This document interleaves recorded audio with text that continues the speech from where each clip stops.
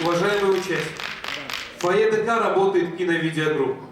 Оргкомитет конкурса дарит вам одну бесплатную фотосъемку. Фотографирование в перерывах конкурсной программы. Фотография будет изготовлена к концу конкурса к 18 часам. Участник номер 18. Центр современной и эстрадной хореографии «Девите». Танец «Башкирская полька».